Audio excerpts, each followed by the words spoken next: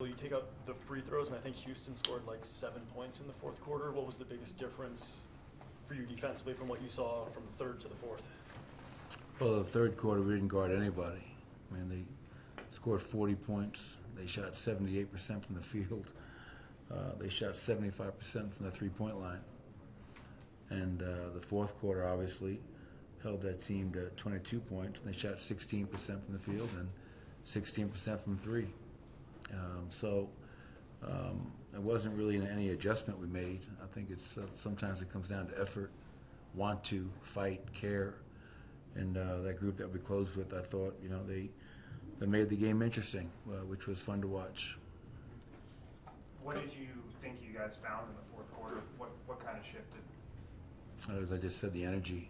Yeah, it was just, I thought it was a low energy night most of the night, to be honest. The whole arena was just very low energy. We were low energy.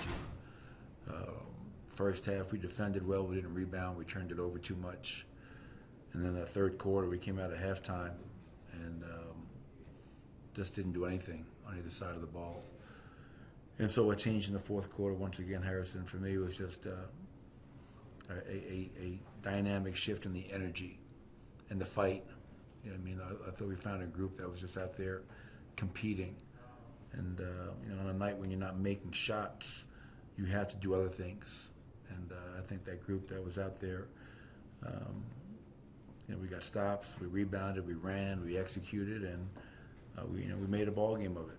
But you just can't have I think the last three games we've lost three in a row. Each of the three games we've had one quarter that's just been awful basketball, not good basketball, not okay basketball, like bad basketball, and that one quarter is costing us games. So we have to find a way, to be a team that can compete and play for 48 minutes. Because three quarters in this league doesn't get you anything. Does Peyton being out there in the fourth quarter with the starters, is that sort of just a culmination of the energy from him over the last week or so? Is it sort of just this game you liked what you were seeing from him? Well, he wasn't out there with the starters. The starters weren't in the game. I mean, I think Jamal, Nicola, Michael were out there, but Peyton, he's been playing well. What do you have tonight? 13 and 4 and 2 assists.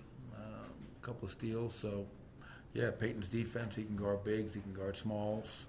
I like how he's playing right now. I think he's helping impact the game in a positive manner right now, and it's great to see for a young player take advantage of the opportunities that's being given to him. Coach Jamal got ejected towards the end of this one. Something disagreeable. Is that kind of a culmination of something throughout this game, or is it a culmination of stuff throughout the season, perhaps? Well, I just think he got thrown out because he's cutting through the lane and he's being choked.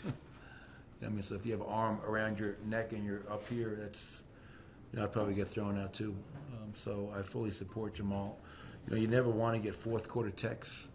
That's like a unwritten rule. But as I watched that clip, and he's cutting through the lane and he's being held up the way he's being held up, and it happens over and over. That causes frustration. And I think that's what happened with that. But I have Jamal's back 1,000%. I thought he was a warrior for us tonight. Coach, the dog days of the NBA, usually games 40 to 65, and teams got to grind to get through it. Do you think because of the championship, the short off season, that your grind may be coming a little sooner this year than regular seasons? I don't know. I think obviously we played a lot of basketball last year, to your point, over 100 games. So this is our first time as a group we're going through a shortened off season.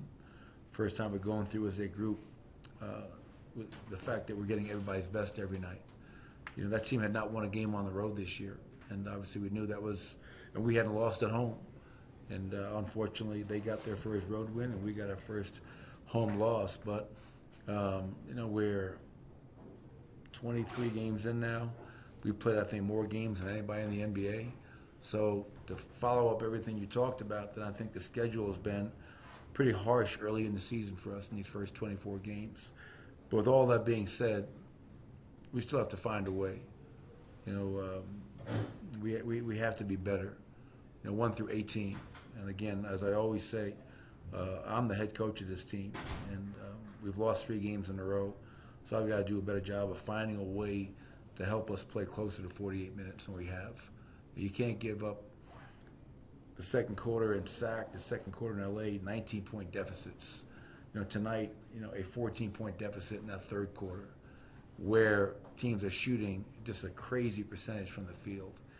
And so that's when you go into search mode. You're just trying to find a group that you can try to make it a game and get back in it. And we did that tonight.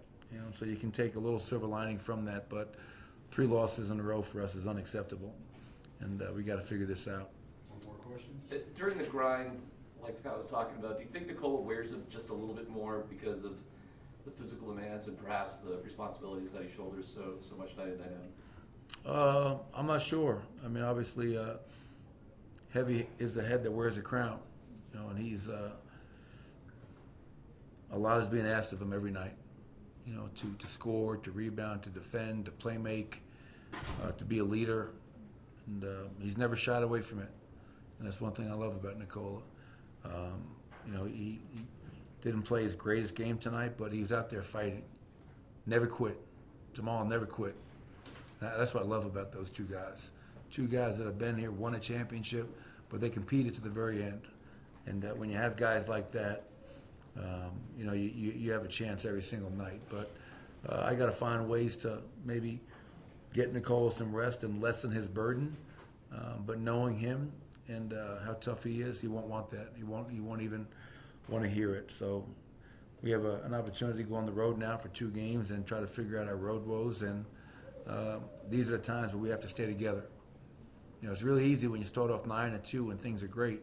But now that you've lost 3 games in a row, things aren't going your way. My job as a head coach and a leader of this team is to keep our group together. It's a long season, and the only way you get through times like this is by staying together. Appreciate everybody.